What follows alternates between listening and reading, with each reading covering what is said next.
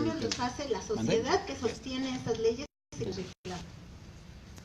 Si estamos esperanzados a que la autoridad o el encomendero o el empresario las cumpla, pues en este momento, porque en beneficio de los indígenas se dictaban leyes en contra, que cuando los empresarios decían, no, pues es que tú me estás pidiendo que les pagues, y ahí se va una lana. Y luego más con una jornada de trabajo de 8 horas, pues no hay quien trabaje, no hay quien quiera hacer turnos nocturnos y no hay quien quiera morir ni en la raya. Entonces no hay la plata y el oro que tú quieres. Y entonces la corona dictaba una ley contraria. ¿Sí me explico? Entonces era esa ambivalencia, la vamos a encontrar hasta nuestros días, de que se dicta una ley a favor y la otra en contra, y cuál se cumple, pues la que más les conviene, la que más les conviene. En este caso también se establecía que una mitad por lo que produjeran. Eso sí se cumplió. En el caso de muchas minas sí se llegó a cumplir. Incluso hay la historia de una mina de Real del Monte, una huelga muy famosa, pero no se hizo la huelga ni por reducción de jornada ni por más salario, sino porque le querían quitar parte de la mitad o toda la mitad y les querían reducir la jornada de trabajo, que era de 12 horas, se las querían reducir, y a ellos les gustaba mucho que se las redujeran porque la mitad también se reducía.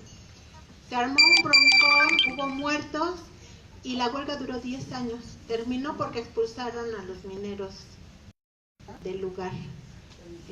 Esa es una de las huelgas históricas, o no le llamaron huelga, pero sí fue una muerte, pero curiosamente no fue con las condiciones de trabajo, fue porque les querían quitar la... Entonces que era en el libro sexto de las leyes de India, todas estas cosas, entre otras cosas, se dictó que no debería haber castigos corporales, le llaman al latigazo y a la patada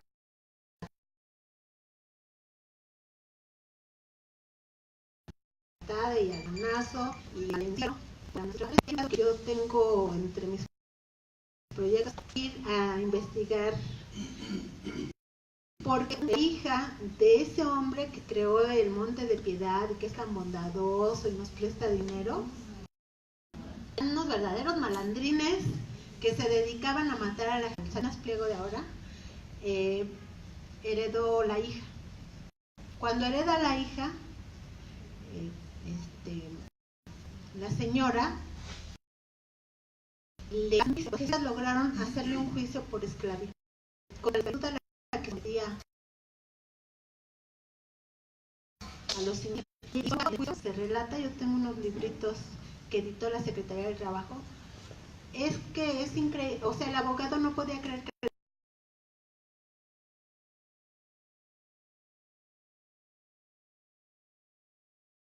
estuvieran enjuiciando porque será de cuartos como cárceles. Y argumentaba el abogado, es que si no hacemos eso, los indígenas se van, y luego ¿quién va a trabajar? Pero no sé por qué no se cuestiona. Eso es bien, o sea, ¿por qué a nosotros nos cuestionan? ¿Sí me explico? O sea, es como quedara de a 6 porque le estuvieran demandando o metiendo a la cárcel o queriéndolo meter a la cárcel por trabajo forzado porque pone más de 12 horas. ¿Qué va a hacer? Y diría, pues es que es lo común en México, o sea, no sé por qué me están enjuiciando a mí. O sea, esas cosas se daban, pero bueno, este les hago porque en México se reconoció a los indígenas como trabajadores, pero nunca. De hecho, en la época de la colonia había muy poquitos trabajadores. Sí había una que otra empresita porque le convenía a la corona, pero todo era por encomienda. Si a alguien se le... Sí, pero por que tenía un cerebro brillante, se le ocurría hacer un negocio aparte, la pena era de muerte. Le confiscaban todo y lo mataban a él y a su familia, la despojaban de todo, porque todo era por encomienda. Y cuando lean la llamada acumulación originaria, recurren a medidas de protección. Esas eran las medidas de protección. Tú no puedes hacer nada que la corona no te lo conceda. La merced le llamaban, ¿no? No te dé la merced. Si no te dan la merced, el castigo era terrible, hasta tortura, hasta la Inquisición. Y en Parral cuentan una historia de un minero encomendero, o sea, traía la orden, pero se hizo más rico de lo que esperaban. Y el método en que se los ajusticiaban o les quitaban todo era, les mandaban a la Inquisición. Los acusaban de brujos, de dudar del Dios y la Virgen y demás, y les quitaban todo. O sea, eran formas de despojo, entre ellos también, O sea, ahí habría que estar. Aquí hay otra historia también cuando vean en el sitio turístico. El hombre más rico le hicieron lo mismo. Le quitaron todo, ¿se oye? Sí, sí, se fue la voz. Bueno, esa es la época de la colonia. Entonces había fábricas, sobre todo de municiones, esas las tenía Hernán Cortés en encomienda. Solo él podía producir fusiles o armas aviadas, ¿verdad? Y las municiones para la pólvora, etcétera, etcétera. Y había una que otra fábrica textil, o no una que otra, pero había algunas fábricas textiles. En Michoacán, en el Estado de México, en Orizaba, en la Ciudad de México y creo que en Pachuca, no recuerdo. Porque no puedo ver mis apuntes, pero porque no puedo ver mi exposición, pero había. ¿Ya no se oye, Toño? ¿Ya no se oye?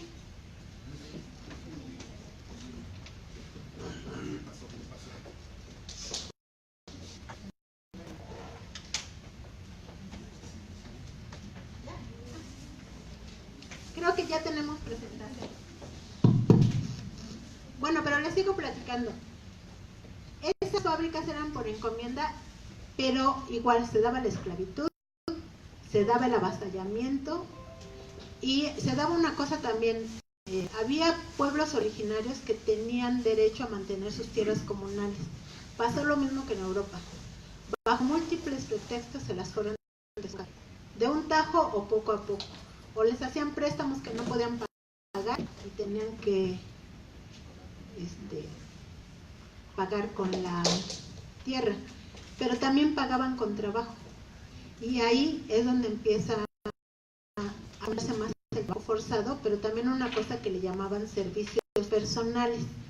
El servicio personal es que tú, tus hijos y todo el que haya en tu familia me va a venir a limpiar la casa, a barrer el patio, a lavar el caballo, a limpiar el jardín, y eso era obligatorio.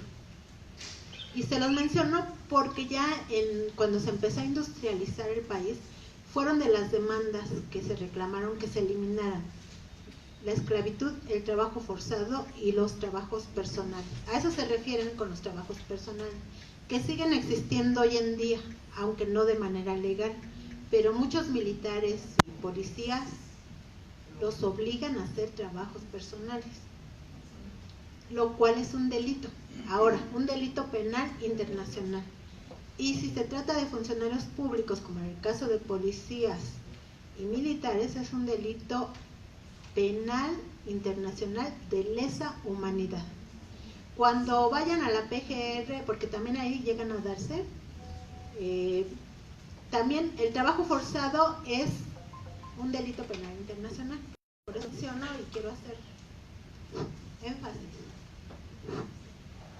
Creo que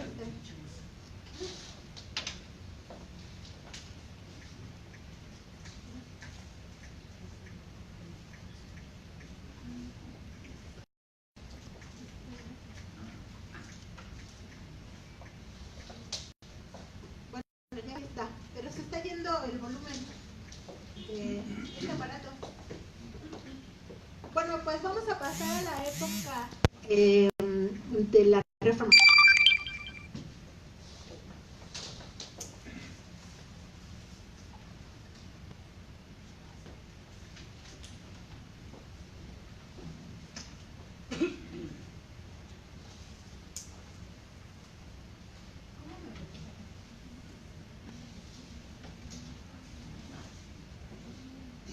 lo que les decía, había fábricas y obrajes, pero había muy pocos trabajadores, la mayoría era esclavo. Pero por ejemplo, pongo ahí un ejemplo de que en todo Michoacán, en 1800, ya cuando en Europa ya había una gran revolución industrial, había un montón de fábricas, ya estaba la máquina de vapor, había ya un montón de obreros, obreras y niños explotados, esclavizados con los contratos de aprendizaje. En México había 650 trabajadores asalariados en Michoacán, por ejemplo, ¿no? O sea, para que se den una idea de qué poquitos había, pero fue por eso, porque aquí se mantuvo la esclavitud, el avasallamiento, el trabajo forzado, los trabajos personales, en fin. Y no se respetó la condición de trabajador asalariado de los indígenas como lo establecían las leyes de India. El origen del capitalismo y de la clase trabajadora en México. Bueno, quiero hacer... estamos en 1810, en la independencia de México, había muy pocos trabajadores. Sí participaron los pocos que había en la independencia, y el Pípila se sabe que era un minero, pero las demandas de trabajadores fueron muy pocas en la independencia por eso mismo. Cuando empezó a formarse ya la clase trabajadora y a robustecerse en México fue en 1830. Ya éramos un país independiente de la corona española, estábamos en permanente guerra entre liberales y conservadores, y eso tenía a la hacienda pública mexicana en el mayor de los desastres. Vicente Guerrero quiso proteger al país de las importaciones, porque lo que sí se había robustecido mucho fueron los comerciantes. Pero los comerciantes que traían productos del extranjero y que los podían especular con ellos, venderlos más barato, en fin, a precios dumping, como le llaman. Entonces Vicente Guerrero emitió leyes para que no se pudiera hacer eso, pero le fue como en serio también. El caso es que en 1830 los conservadores tenían el poder, llegaron al poder. Antes de ellos, los gobernantes mexicanos, que eran liberales, no se habían querido endeudar, pero estos conservadores, como les daba igual que los dominara la iglesia, la corona española, que la inglesa, pues aceptaron un préstamo. Los ingleses, que en ese momento eran la economía pujante, y los franceses también, estaban en México ofreciéndole al presidente conservador del momento, que era Anastasio Bustamante, un crédito. Bueno, cada uno, los franceses y los ingleses. Total, que un crédito para su desarrollo, etcétera, etcétera, hablando bonito como Peña Nieto, de que ese crédito nos va a ayudar a generar empleos, a levantar la economía, a sanear las finanzas. Y fíjense lo que pasó. Le dieron un crédito en 1830 por 11,000 pesos de aquel momento, más o menos. Pero lo obligaron a pagar al final, cuando se supone que debería terminar, 11 millones de pesos. 11 millones de pesos. Pero al final, él debía pagar 32 millones de pesos. Es decir, se triplicaba la deuda. Este es un mecanismo de dominio, los préstamos internacionales. Y eso es muy importante que lo sepamos, porque vamos a hablar de esas finanzas en el tema de las AFORES. ¿Cómo nos dominan, aparte de las armas? Como lo hicieron los españoles con la invasión y el poderío armamentista. Pues te presto. Lo que hacen ahora los bancos, te presto, pero al 59%. Y yo ya sé que tú no me vas a poder pagar, porque 1, estaban en guerra. 2, no había una economía pujante. 3, el país estaba sometido. me vas a pagar 3 veces más de lo que te presto y no me vas a poder pagar, entonces yo te voy a imponer lo que yo quiero. ¿Y qué fue lo que impusieron? Que se desarrollaran empresas textiles con maquinaria inglesa. O sea, te voy a prestar para que me compres a mí los insumos y maquinarias que tú requieres para tu progreso. Y así fue como llegaron las primeras máquinas inglesas a México. Y se instalaron, bueno, Anastasio Bustamante encargó a Lucas Alamán que desarrollara un banco que le llamaron Banco de Avío para que de ese dinero se lo prestara a empresarios, o sea, el plan que trae López Obrador y que es el plan capitalista por excelencia. Yo te presto, tú me pagas, pero te desarrollas. ¿Y qué fue lo que pasó? Pues fue dinero perdido porque los empresarios mexicanos recibieron el préstamo y entre otros una denuncia del momento que se publicó en los periódicos de ese momento es que los mismos funcionarios se autoasignaban préstamos para crear sus propias empresas y entre ellos aparecía el encargado del banco que daba los préstamos, que era Lucas Alamán. Se puso su propia empresita en Veracruz.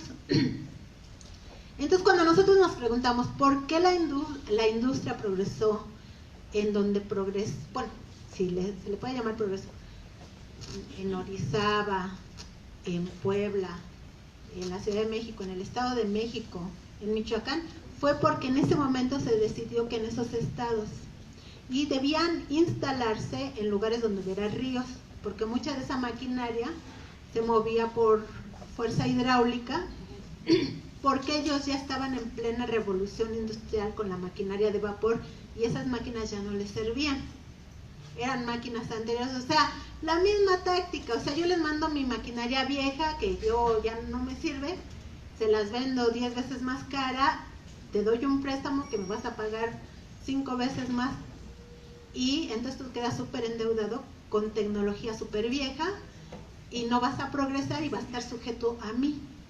Ese fue el plan y le salió muy bien. Pero además, ábreme los mercados. ¿A qué les recuerda? Ábreme el mercado para que yo meta mis telas. Y dices, bueno, me mandas telares para que yo fabrique telares y tú me vas a vender las telas. Sí, porque si no, no te doy el préstamo. Y entonces ya me tienen amarrada por todos lados y ya no puedo decir que no, porque ya me empezaron a cobrar intereses. O sea, son hábiles, saben hacer la tranza. Los franceses también dieron parte del préstamo, pero además teníamos que pagarle 9 millones de pesos a los españoles por daños por la independencia, por la guerra de independencia.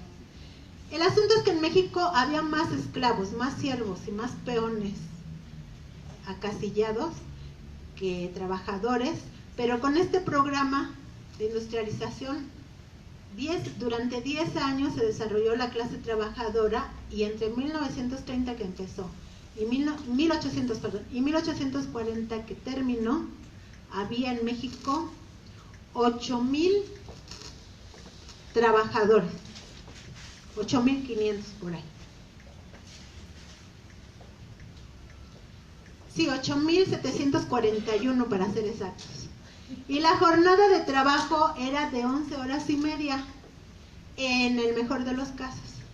Pero había casos, como se encontraron en Michoacán, que había trabajadores que laboraban 19 horas diarias. Posteriormente narran quienes estaban, quienes empezaron a luchar, que la jornada que se impuso y prevaleció en casi todas estas fábricas textiles fue de 5 de la mañana a 6:30 de la tarde para las mujeres y los niños, porque había niños que yo les decía, por alguna razón en los telares se requerían manitas, o sea, deditos, que yo no conozco el proceso, pero por alguna razón se requerían los deditos y contrataban niños. Se impuso que el trabajador podía llevar un niño a que le ayudara a hilar, dicen, pero el trabajador le tenía que pagar, no el patrón. Se los explico porque una de las demandas fue esa, que fuera el patrón el que le pagara al niño, ¿no? O sea, los niños también estuvieron en la lucha en ese momento, pero aquí todavía no empezaban. Aquí estaban recibiendo los latigazos de la sobreexplotación. Para los hombres la jornada laboral era de 5 de la mañana a 7 de la tarde. O sea, 14 horas. 13 horas y media para las mujeres y niños y 14 para los hombres. Sin derecho a alimentos, sin derecho a descanso, sin derecho a día semanal pagada, o sea, día semanal de descanso pagado, sin derecho a vacaciones, mucho menos al reparto de utilidades y con jornales muy pequeños. Yo les decía que Inglaterra en ese momento influyó mucho en cuál fue el destino de México, no solo porque trajo sus máquinas, impuso sus leyes, sino por el tipo de desarrollo. ¿Qué tipo de desarrollo era? Instalaban la fábrica en un pueblo donde hubiera mucha agua, y por eso vamos a ver las fábricas ahí junto a los ríos, y alrededor del pueblo, de la fábrica crecía el pueblo. Entonces eran fábricas pueblo. Eso ayudó mucho a la lucha de los trabajadores, porque en esos años la lucha fue del pueblo contra el patrón. Eso sirve mucho cuando el pueblo está organizado y unido. Cuando no, pues entonces se le facilita más al patrón, ¿no? Porque entonces jode a todo el pueblo y el pueblo no hace nada. En Inglaterra, en este momento, para que se den cuenta de la dimensión, de la diferencia que había en la industrialización, aquí había 8.500 trabajadores, ¿no? Entre 1830 y 1840.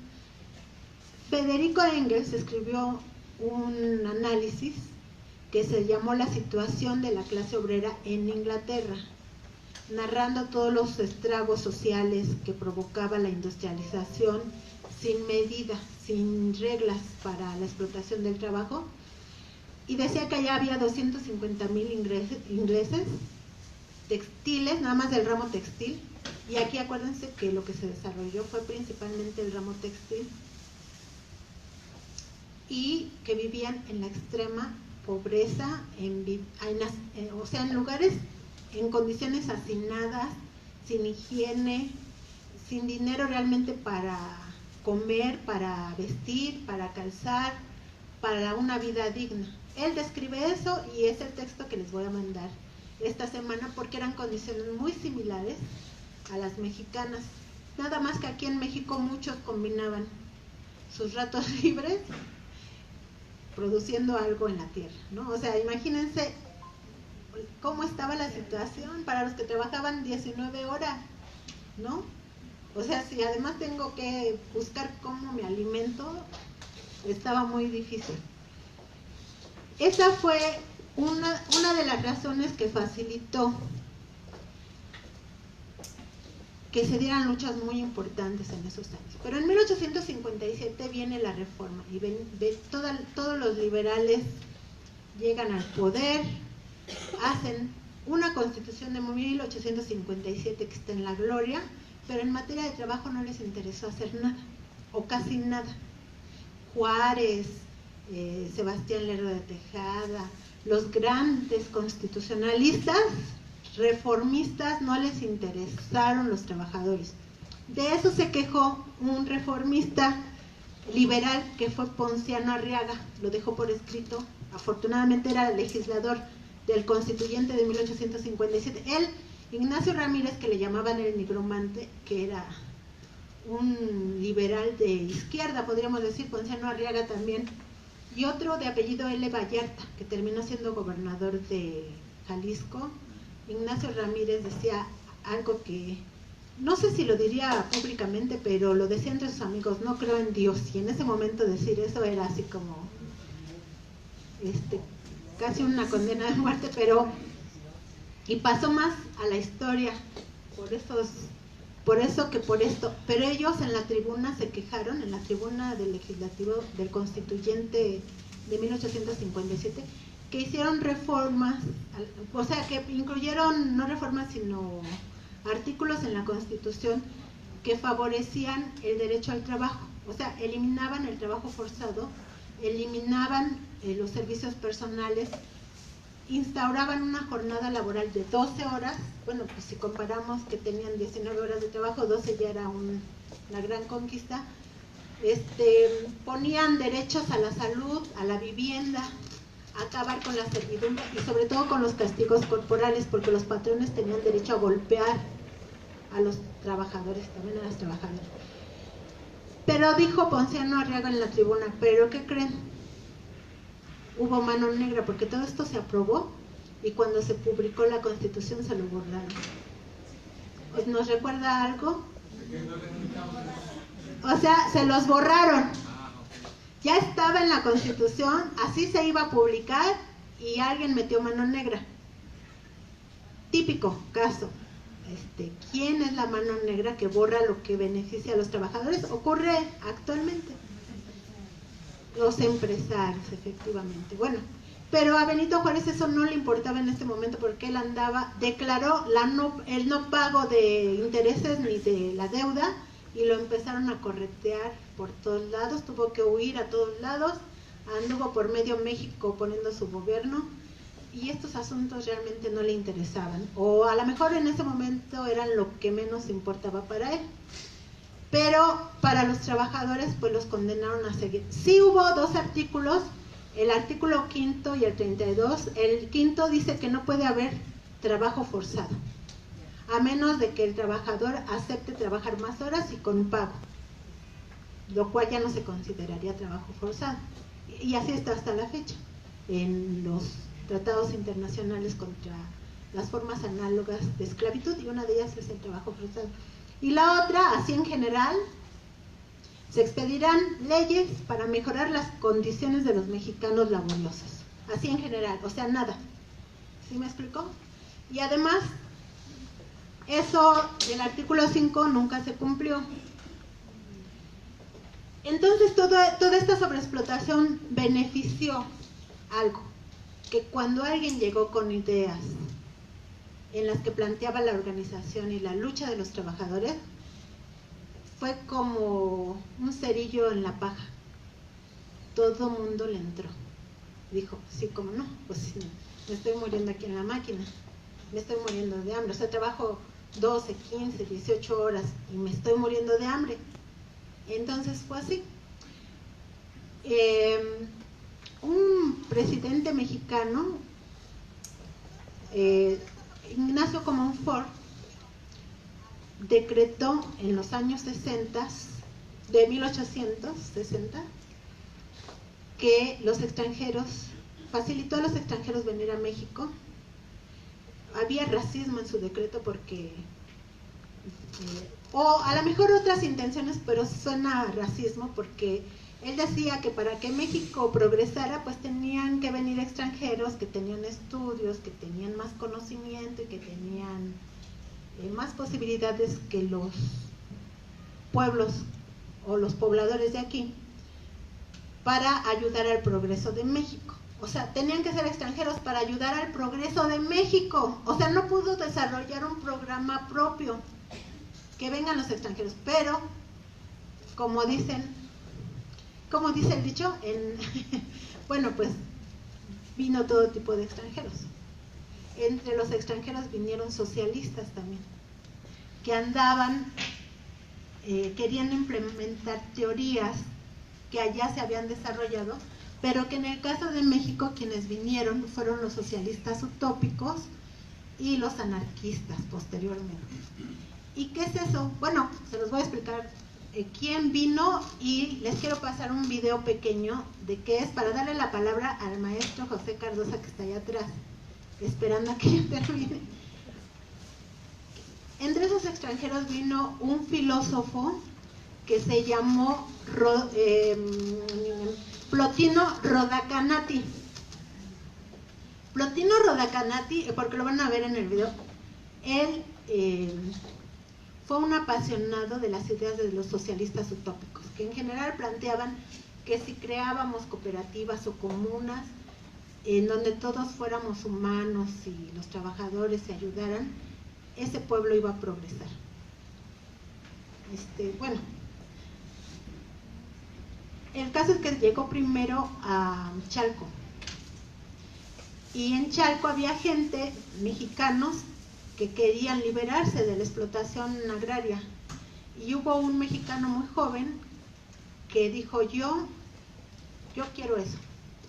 Le agarraron la palabra, empezaron a desarrollar y el mexicano se fue a las armas porque ellos planteaban que había que liberarse por las armas.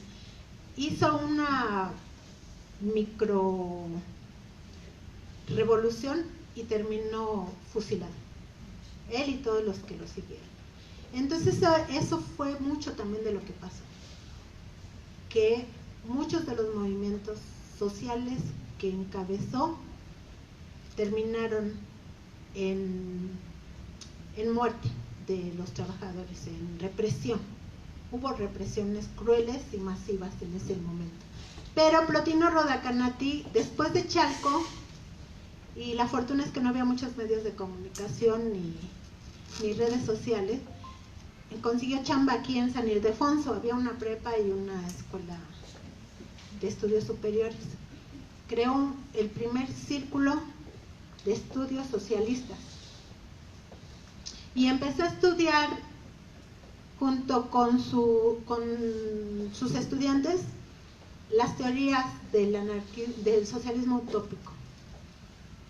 Y una de las cosas favorables, entre otras, es que promovía los derechos de la mujer, al grado en que algunos de sus estudiantes se oponían por el machismo que había en México.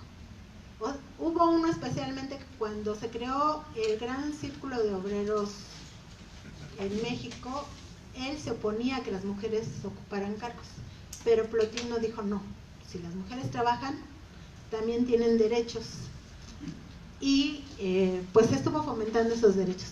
Ahora les voy a pasar el video, no sé si esta máquina tenga internet,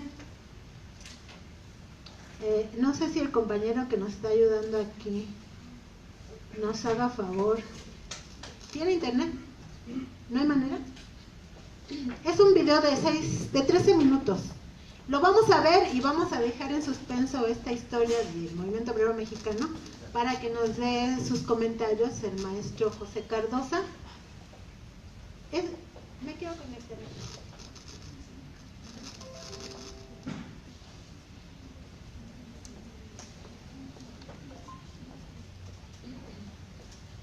Les voy a comentar que en este curso no vamos a hablar ni a favor ni en contra, ni del socialismo utópico, ni del marxismo, ni del anarquismo. Solamente vamos a narrar cómo ocurrieron los hechos de acuerdo a los autores que se consultaron y que vienen en el libro que les vamos a regalar si van a la presentación.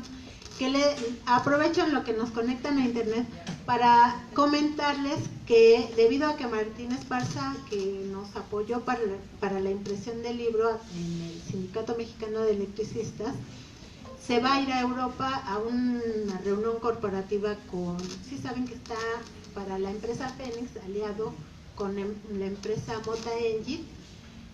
Allá van a tener una asamblea corporativa, se va a ir a Portugal y le toca el 20 estar ahí, entonces lo cambiamos para el 28 al mediodía en Insurgentes, igual 98 en el auditorio Ernesto Velasco, a las 12 al mediodía, así cuando den las campanadas del mediodía, a esa hora.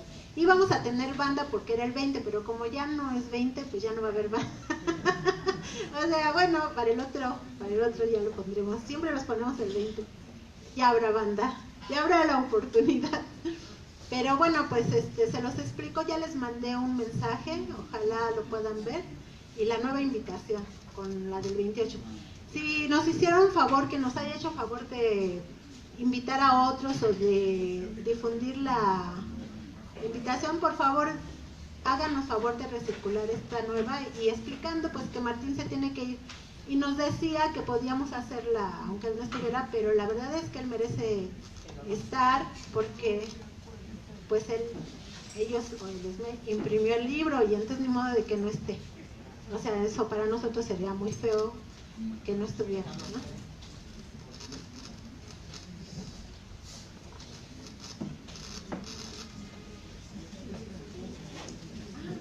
¿Les pongo mi señal? les voy a pasar mi señal porque está lenta la señal de acá.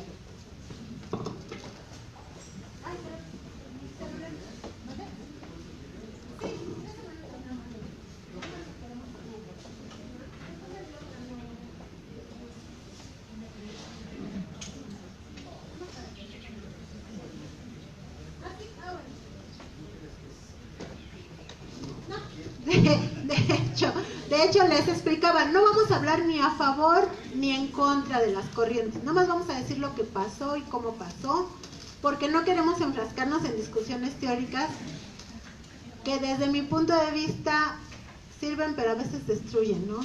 Entonces, quien pueda como pueda, hagan algo. Hay que estudiar, hagan algo por mejorar, por generar conciencia. Pero pelearse por las teorías todo el siglo XIX y XX demostró que nos dividen más de lo que nos unen, ¿no? No sé, a lo mejor me agarran a coscorrones los ortodoxos, pero la verdad es que yo creo que mejor no nos metemos en esas discusiones. Nada más hay que conocer los hechos y tomar lo que más nos sirva, ¿sí? Nos va a hablar el maestro Cardosa, José Cardosa. Él es investigador y profesor egresado de la Escuela Nacional Superior de México. Escuela Normal Superior de México. Y él es egresado de ahí y da clases, es investigador. Además es abogado especializado en materia laboral y vino a explicarnos un tema muy concreto que es la diferencia entre previsión social y seguridad social, porque es después del video lo que vamos a ver, pero nos quiere hablar también del tema que estábamos abordando. Gracias, Lulú. Buenos días, compañeros.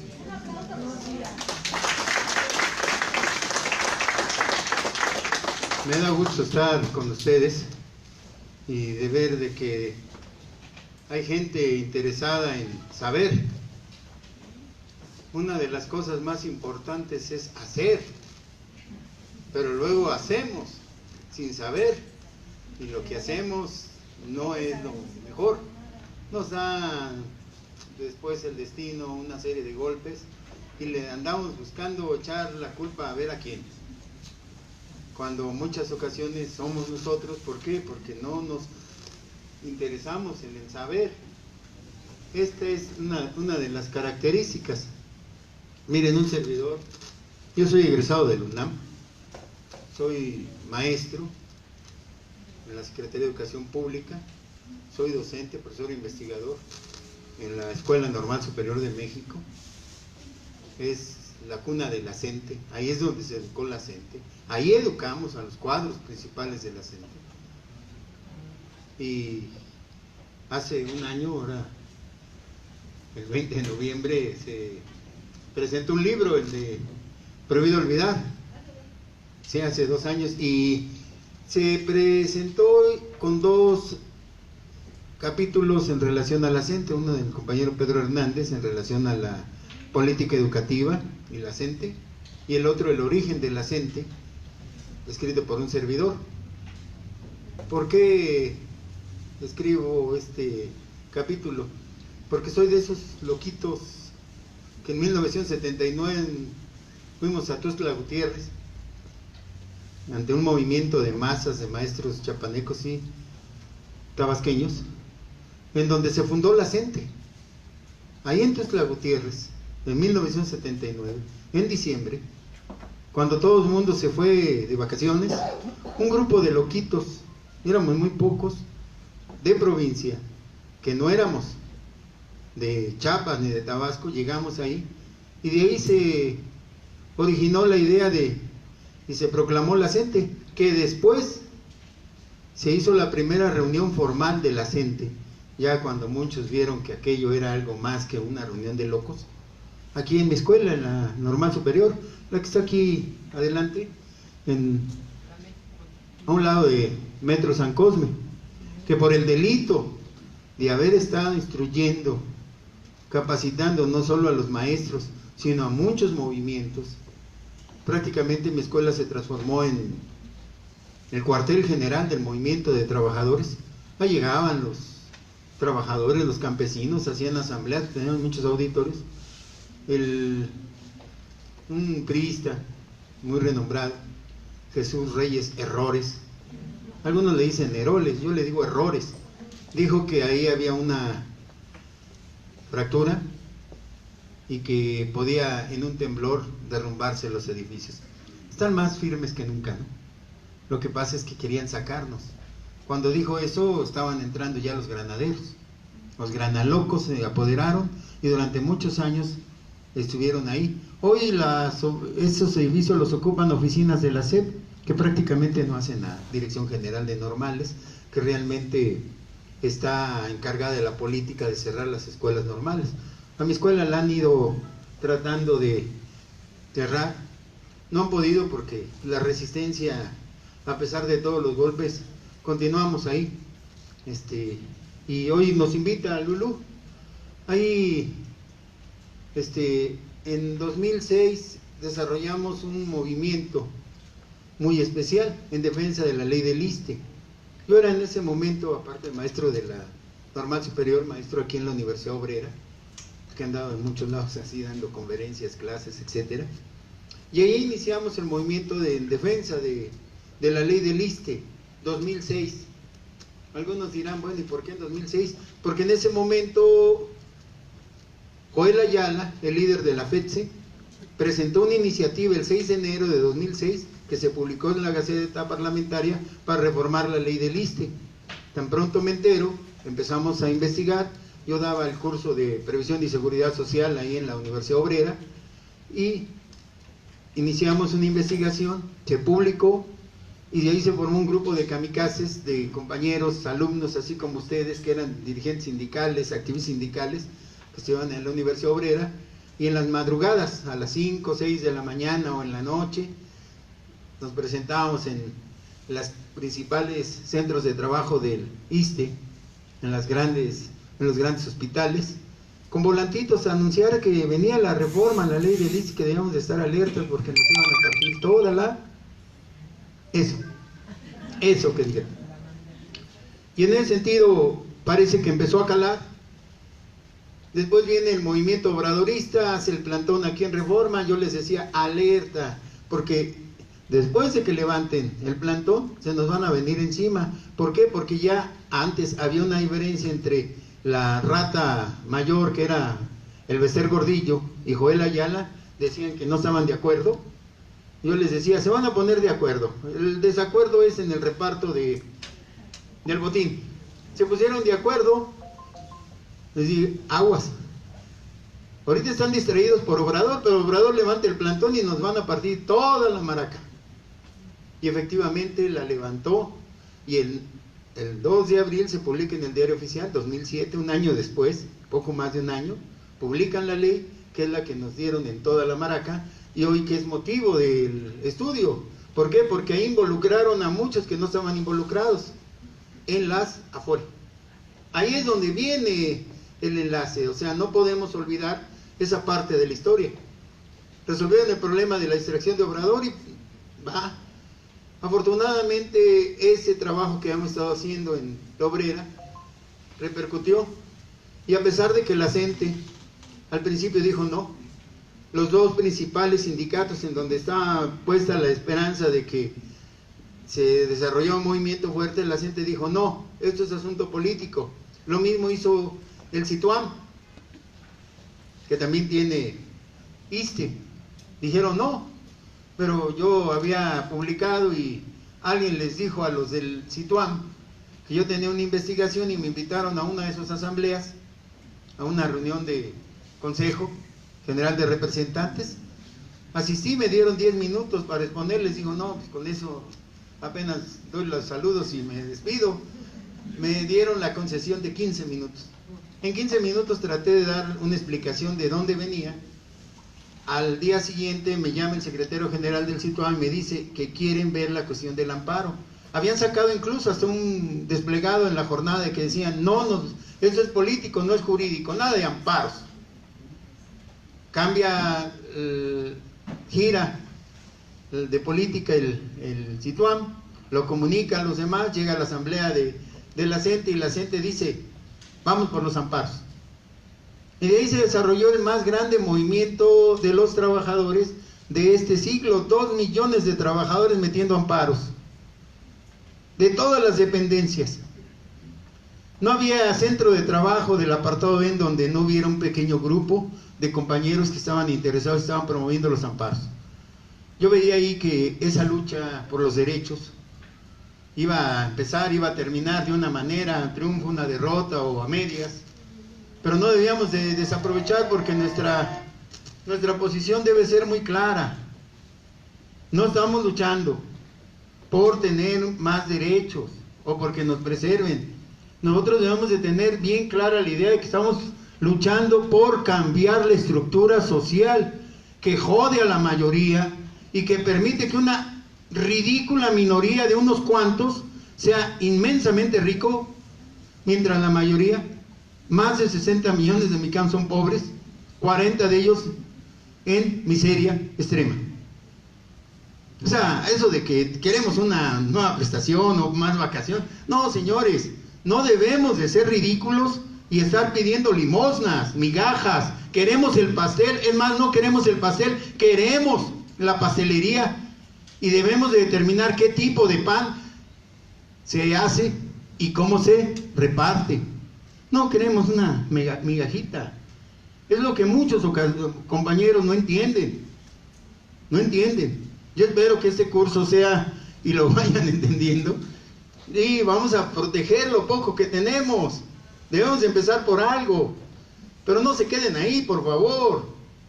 Avancen. Tenemos que luchar, porque si nos quejamos de un gobierno y que un gobierno nuevo que va a entrar en transición, yo tengo mucha esperanza en Obrador, pero no confío en ellos. ¿En qué confío? En mi clase, en nosotros. Y para que nosotros seamos gente de confianza, debemos ser gente de estudio, de conocimiento. Quiero entender algo. Miren, parece que no nos funciona mucho el proyector. Voy a tratar, incluso es complementario a lo que decía Lulú. ¿Dónde empieza la lucha de los trabajadores? La lucha de los trabajadores no empieza con el capitalismo, como dicen algunos. No, la lucha de los trabajadores empieza en el momento en que existe un trabajador. Cuando hay un patrón y hay un trabajador, señores, empieza la lucha. ¿Por qué? Porque él va a querer que este se chingue más y produzca más. Y este va a querer trabajar menos y ganar más. Y eso es aquí en China.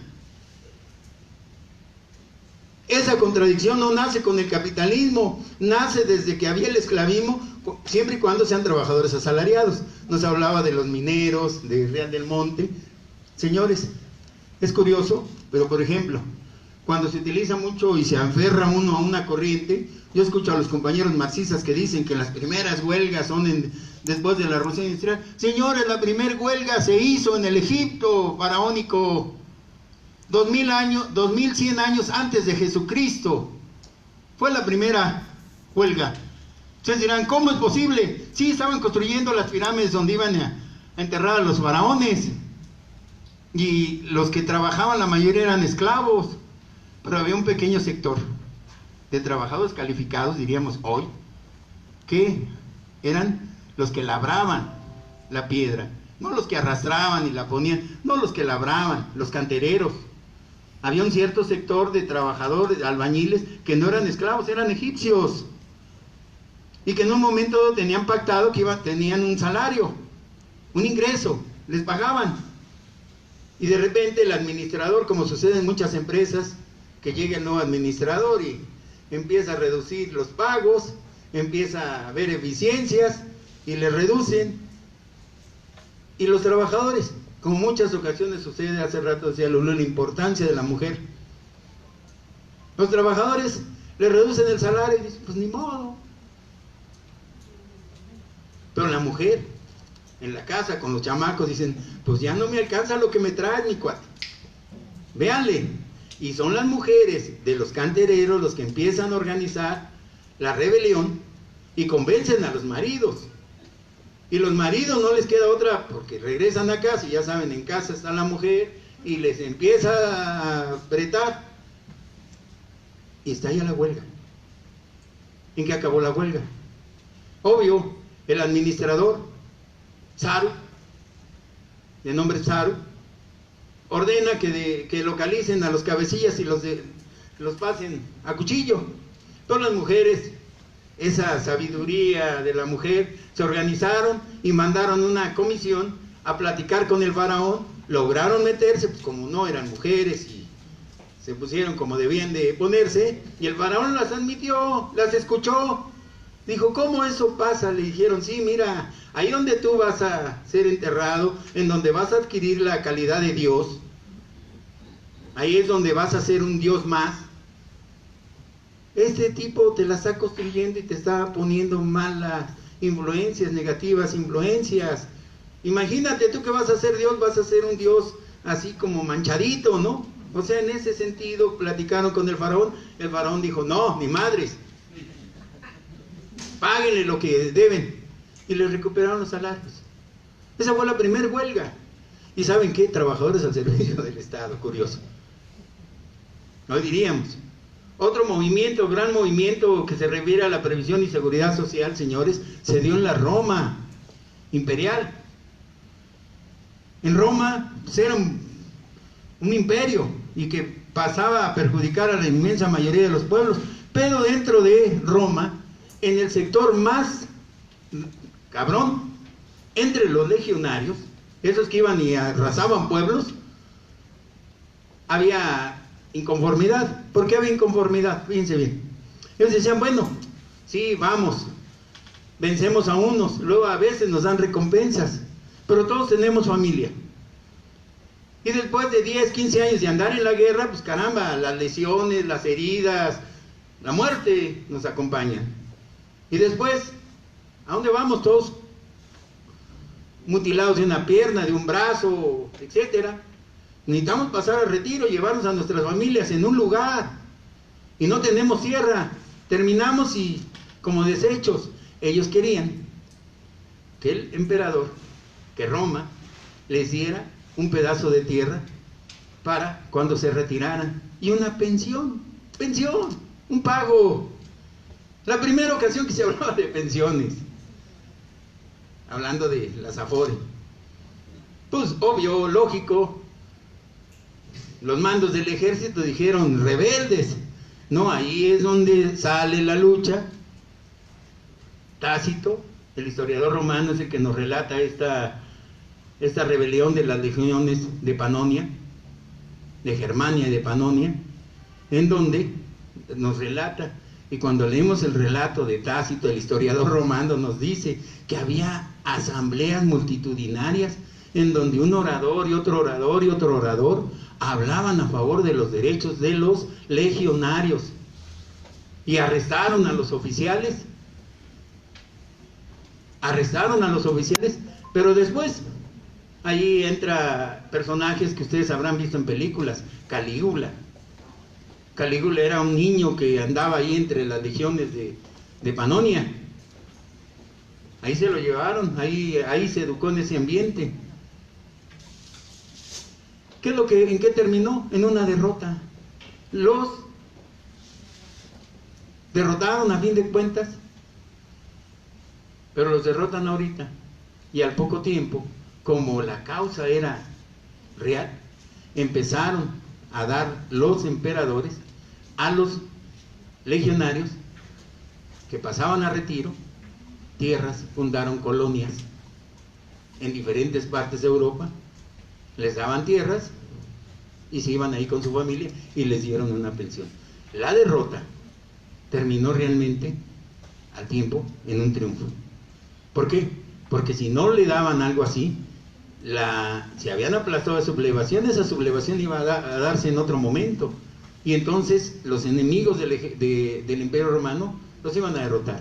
Ahí es donde viene la primer gran huelga también de trabajadores al servicio del Estado, en donde vemos el claro interés. ¿Qué pedían los legionarios? Se les dieran tierra al pasar al retiro y se les diera una pensión por los servicios que habían prestado. Pasar a retiro a los 15 años, 15 años de servicio, 15 años bajo bandera, es decir, de servicio, Señores, se pueden ustedes retirar. Fíjense bien ahí. Pensión, una jubilación a una determinada temporalidad de servicios. ¿Hoy qué tenemos? Hoy tenemos algo que se nos olvida. Muy claro nos relataba Lulú, luego los trabajadores no conocemos nuestros derechos. Cuando andábamos con lo de la ley del ISSSTE, que por cierto se publicaron varias investigaciones de un servidor, esta es una de tantas, guía básica para defender la jubilación y los derechos del ISSSTE. Ahí señalábamos con mucha claridad, cuando estuvimos dando conferencias en diferentes partes del país, y yo, por ejemplo, me invitaron mis paisanos, yo soy de Parral, Chihuahua, donde está enterrado Villa, y yo les señalaba a mis paisanos en el estado de Chihuahua, es que olvidamos nuestra historia, por eso nos joden.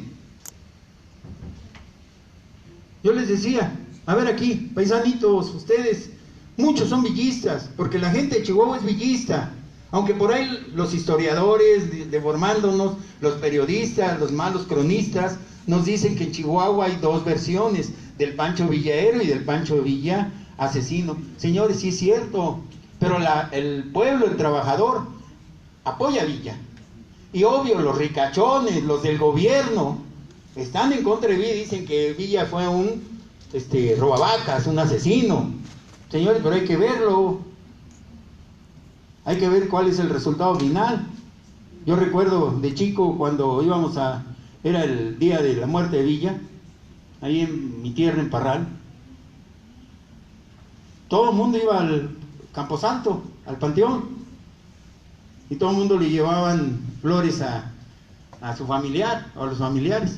Pues todo el mundo apartaba una flor al salir en la tumba de Villa. ¿Por qué hacían eso? Porque había la consigna del gobierno estatal priista de que el que detectaran de villista le hicieran la vida imposible, le negaran licencias, etcétera, etcétera. El pueblo, como es un pueblo minero, había una mina, quien la explotaba era la Sarco, la American Smelting, y el gerente, nada tonto, agarró y para congraciarse con la población y evitar huelgas, acostumbraron a traer de Hawái flores, orquídeas, y el día del aniversario, el 20 de julio, pasaban avionetas soltando flores en el Camposanto y en la ciudad, hasta que en un día un gerente de esos ahorradores siguió la costumbre, pero ya no fueron flores naturales, fueron flores de papel. Señores, ese día la colonia gringa, como le llamamos, porque ahí vivían los ingenieros y los de la empresa que eran de Estados Unidos, fue balaceada. Tuvo que llegar el ejército. Un año estuvo el ejército ahí protegiendo, porque mis paisanos decían, a Villa se le rinde homenaje, bien, o no se le rinde, cabrones, y los balazos. Hoy, si ustedes dan cuenta, revisen en el internet, hacia el 20 de julio se hacen caravanas hacia Parral, hacia la tumba de Villa, las jornadas villistas. A la última impusieron que hasta el mismo gobernador tuvo que ir, un panista. ¿Y eso quién lo hizo? Los villistas.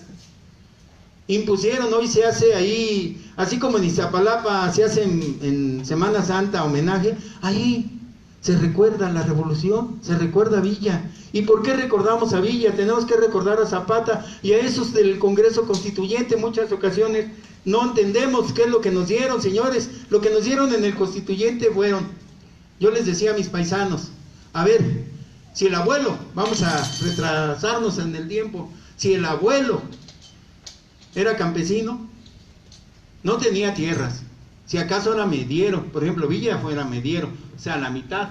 Hace rato usaba esa misma figura Lulú, era mediero.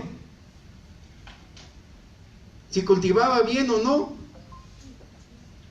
pero cuidados, porque siempre estaba bajo el yugo, el látigo de el amo. No, la leyenda cuenta de que Villa a los 16 años se tuvo que ir a la sierra. ¿Por qué? Porque intentaron violar a la hermana y le metió un balazo o algunos dicen al hijo del hacendado, otros al hacendado. Tuvo que salir huyendo. ¿Por qué? Porque imagínense, le meten un balazo al hijo de Slim o a Slim. Señores, ustedes no van a investigar si ustedes son o no culpables, si Slim hizo algo para que mereciera el balazo. No, van sobre ustedes. Esa característica obligó a Villa a irse. Eran medieros. ¿Qué derechos tenía un campesino? Si nuestro abuelo era campesino, estaba jodido. Y si era obrero, ahí mi tierra es minera. Villa fue minero. Si ven un poquito la historia, ojalá y un día lean el libro de Pancho Villa, de Paco Ignacio Taibo. Es excelente, en serio, yo se los recomiendo. ¿Qué pasaba si era minero? Si era obrero, aquí de una textil, de las que nos menciona, o de alguna otra, pues no tenía derecho a vacaciones ni madres, prima vacacional nada, aguinaldo nada, se enfermaba, si no se enfermaba y no trabajaba no le pagaban, si se moría la abuela pues consíguete otro porque no hay pensión. ¿Qué derechos teníamos? Nada. Algunos pendejos por ahí dicen, en la revolución no se consiguió nada más que muertos. Señores, conseguimos 3 artículos, el tercero, el 27 y el 123. Si no fuera por esa revolución, no tendríamos educación pública gratuita. Toda sería privada. ¿Y pueden pagar universidades privadas?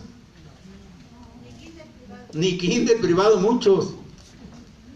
Señores, es gracias a nuestros abuelos que no se midieron y no hicieron una marcha. Agarraron a madrazos, a balazos, exponiendo su vida, hicieron una revolución y obligaron a que nos reconocieran el artículo 3, el 27, ¿cuál era? Que les restituyeran las tierras a las comunidades.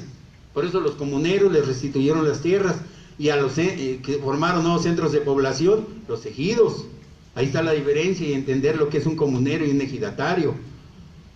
A nuestros abuelos les regresaron las tierras que les habían robado los caciques o les dotaron de tierra, creando nuevos centros de población llamados hoy ejidos. Los pueblos originarios son los comuneros.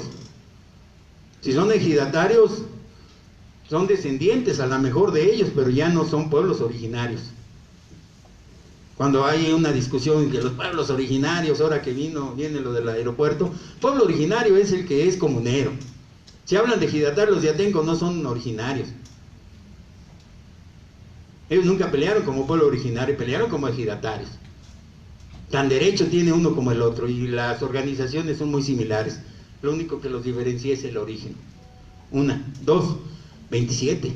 Hoy no lo reformaron. El 123, señores, no tendría nada de lo que hoy. Nada. Y tenemos, y a pesar de que tenemos, no hacemos nada. Por ejemplo, ahorita están descontando el aguinaldo, el ICR. Y nadie hace nada. El artículo 42 bis de la Ley Federal de Trabajo del Servicio del Estado dice que el aguinaldo se pagará sin descuento alguno. Hay una cuestión. Eso es para el trabajador de apartado B, para el A no. El A no tiene ese derecho. Entonces, ahorita, si trabajan en una dependencia y les están descontando el ICR, señores, los están robando. ¿Y quién hace nada? Los sindicatos. Yo les he dicho, incluso a los democráticos que son bien luchones, chingado, ¿qué han hecho? ¡Ni madres! Por eso yo el que confío es en la clase trabajadora, pero para que la clase trabajadora se mueva necesita conocer. Si a un trabajador le dicen tienes derecho y no te deben descontar y bla bla, entonces encabrona y se empieza a organizar. Por eso tiene mucha razón Lulú. Sí, teníamos que apoyarnos en alguna corriente ideológica, política, sí, pero más apoyarnos. Yo lo que veo es, ¿y mi clase? Que fulanito habla muy bonito, señores, tenemos que ver. Si habla muy bonito, ¿y para mi clase qué? ¿Para los trabajadores qué? Lo demás, sí me interesa, pero antes que nada, pienso yo en qué, en mi clase. Es una de las características. Cuando estamos hablando de las AFORE, Muchos dicen seguridad social y hablan mucho de seguridad social, pero no distinguen previsión y seguridad social de la seguridad social. ¿Dónde está la diferencia? Señores, nuestros abuelos, fíjense bien, hoy hablan algunos bobos, para no decirles otra palabra, que dicen que se debe de obligar a que todos los diputados tengan mínimo licenciatura. En la más grande pendejada que puede haber en el mundo. Eso significa que los trabajadores estamos fuera, porque la mayoría de los trabajadores no tienen licenciatura. Y yo se los digo con un caso muy concreto, eso no mejora. Las legislaciones pasadas fueron las que tenían más alto nivel de estudio, licenciados, maestros, doctores, postdoctores, una chulada de estudios, pero las leyes más pendejas fueron las de esas legislaturas. Por eso no volvieron a ganar. ¿Por qué la gente no votó por ellos si teníamos los más chingones diputados y senadores? Porque decían puras pendejadas. Yo se los digo así. Yo soy maestro en la normal superior, estoy en la licenciatura de formación cívica donde se preparamos a los maestros que van a dar el civismo, y ahí es donde deben de manejar las leyes. Y yo les digo, estas leyes son las más pendejas. Es más, la Constitución con esos doctores, postdoctores, licenciados y demás, tiene faltas de ortografía. No, que muy chingones. Si tiene, imagínense si tiene faltas de ortografía, faltas de técnica jurídica, señores. Yo nomás con algo elemental. Y en 1917, la Constitución que hicieron nuestros abuelos, que se bajaban del caballo, así no los pintan, ¿no? Se bajan del caballo y así caminan y hablaban muy bronco y eran unos incultos. Señores, esa Constitución es admirada en todo el mundo y no tiene una sola falta de ortografía. Y no eran de nivel licenciatura, pero tenían lo que decían los obreros de Cananea: un corazón. Eran gente que cuando decían algo, lo decían, pero antes con corazón. Algunos podemos decir frases como esa de que no hagas a los demás lo que no quieras que te hagan a ti. No pensaban en negocios, ni en productividad, ni madres, pensaban en el pueblo, usaban el corazón. Y una Constitución que es admirada en todo el mundo, señores. La del 17, sin faltas de ortografía. ¿Qué hicieron nuestros abuelos? Establecieron el título sexto de la Constitución. La Constitución se divide en artículos, pero se agrupan esos artículos en títulos. Hay un título, el sexto, que tiene un solo artículo, el 123, título sexto. ¿Y cómo se llama? Del trabajo y previsión social. ¿Por qué previsión social? La palabra previsión viene de prever. Se prevé que se puede enfermar, se prevé que se puede embarazar, se prevé que se puede morir. ¿Sí o no? Era lo que pensaban nuestros abuelos. Se prevé que se puede accidentar, se prevé que... Señores, ¿y esa prevención? Cuando se transforma en seguro, o sea, vamos a constituir un seguro, como los seguros de automóviles. Esta es la seguridad social. Se prevé y entonces el patrón tiene que pagar su accidente. Se embarazó, ¿a quién le sirve? Al patrón. Y que va a tener un bebé que no es del patrón, a lo mejor no, pero señores, le va a servir al patrón. Cuando crezca va a ser otro trabajador. Así es que el que se chinga a pagar es el patrón. Así lo establecieron en la Constitución. Que después vienen las leyes reglamentarias. Si ustedes analizan, y ese es uno de los grandes problemas que no hemos entendido porque no hemos querido estudiar. Señores, hay leyes, había un solo artículo, el 123, que nos unía a todos los trabajadores. Hoy nos dicen que no era. Señores, hoy tenemos un artículo dividido en dos, el apartado A y el apartado B. ¿Qué es lo que hicieron? Dividir. Y hoy ese artículo 123 de apartado A y apartado B no lo dividieron. Los trabajadores de los municipios y de los gobiernos estatales ya no son ni del A ni del B. Hay dos artículos, el 116, que dice que las legislaturas estatales podrán emitir leyes para los trabajadores, para regular la relación jurídica de trabajo de los trabajadores de los estados con sus gobiernos. Y el 115, establece lo mismo, que las legislaturas estatales podrán establecer leyes para regularizar la relación jurídica de trabajo entre los municipios y sus trabajadores. Entonces, de 1, 2, 3, 4 artículos, y luego todavía me sale hoy con la jalada esta de la nueva constitución de la Ciudad de México. Ya van a ser otros, porque se va a emitir una ley para los trabajadores. Los trabajadores del gobierno de la Ciudad de México van a tener una ley, ya no van a ser del apartado B, van a ser de la ley que emita la Ciudad de México. Y no se pueden unir esos sindicatos, y cada quien tiene legislaciones diferentes. Un ejemplo, fíjense bien, el compañero, yo se los digo a mis alumnos, a mis exalumnos, si él fuera maestro, trabaja en una escuela del distrito, una secundaria del Distrito Federal, su patrón es la Secretaría de Educación Pública, la ley laboral que le aplican es la Ley Federal de Trabajadores al Servicio del Estado, y la Ley de Seguridad Social es la Ley del ISSSTE.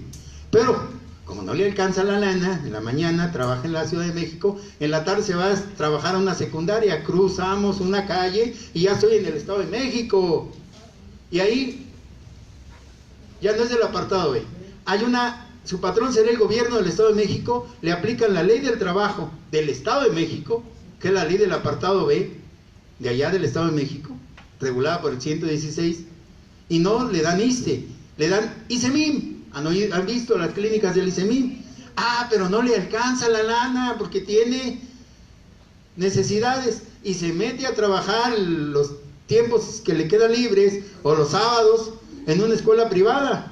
Y entonces, ¿qué? Ya no es ni del A ni del estatal, ahora es del apartado A, porque su patrón es privado, y entonces tiene la ley que le regula es la Ley Federal del Trabajo, y la ley que le aplican en Seguridad Social es la ley del INSS. El mismo trabajador está dividido en 6. Señores, y si no conocen una ley, ¿ustedes creen que van a conocer las 6? Ahora, no solo son las leyes, el contrato colectivo, los estatutos del sindicato. Señores, por eso nos hacen pendejos. Cuando hablamos de las AFORE, nos dividieron en eso, pero en las AFORE nos unieron. Porque trabajes donde trabajes tienes AFORE. ¿Y sabes qué? Con esas AFORE, es que la AFORE no es para él, la AFORE es para los banqueros. A eso sí, a todos únelos, porque ningún cabrón se me va a escapar. Esa es la característica, ¿sí? Esto es lo que nosotros debemos entender, diferenciar. Previsión social es todo lo que prevé, es mucho más amplio que la seguridad social. La seguridad social es la que nos dan en los seguros. Seguro de maternidad, seguro de vejez, seguro de vida, aunque en realidad es de muerte. O sea, cuando nos morimos, las pensiones, etc. Todos esos son seguros. Todos esos son seguros. Son lo que en un momento dado nos van a permitir distinguir previsión social, que es mucho más amplio, la previsión social, que es parte de la previsión social, y además el tema de las AFORE, que es parte de la seguridad social. O sea, lo más general, previsión social. Ya lo específico es seguridad social, y lo ya concreto sería con el tema de las AFORE, que sería parte de la seguridad social. Bueno, no sé si tengan alguna duda, pregunta. Lulú ya me marcó el tiempo, así es que ya parece que no hay tiempos extras aquí.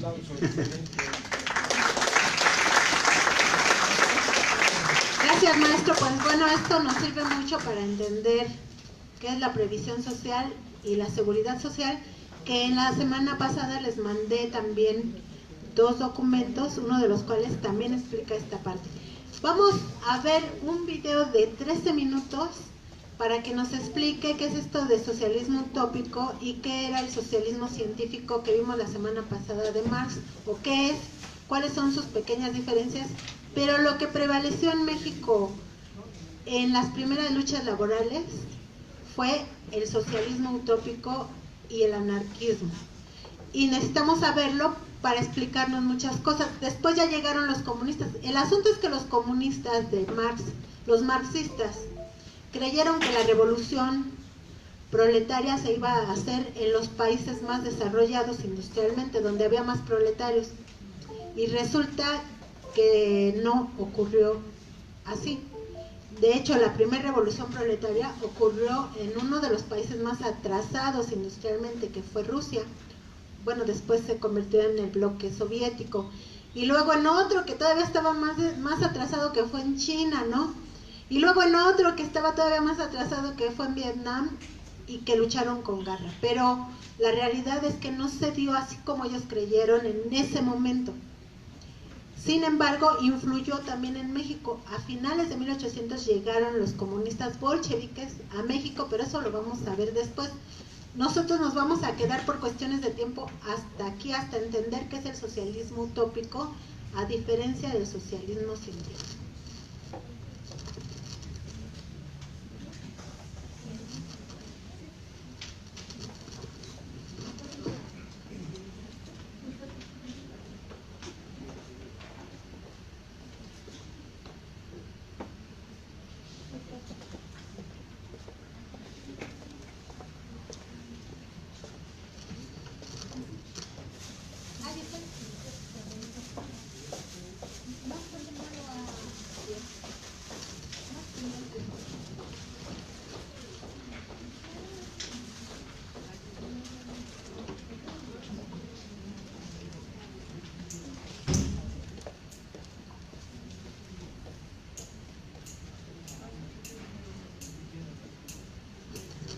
Bueno, miren, en lo que descargamos el servidor de Google, ¿por qué no tomamos mejor el café?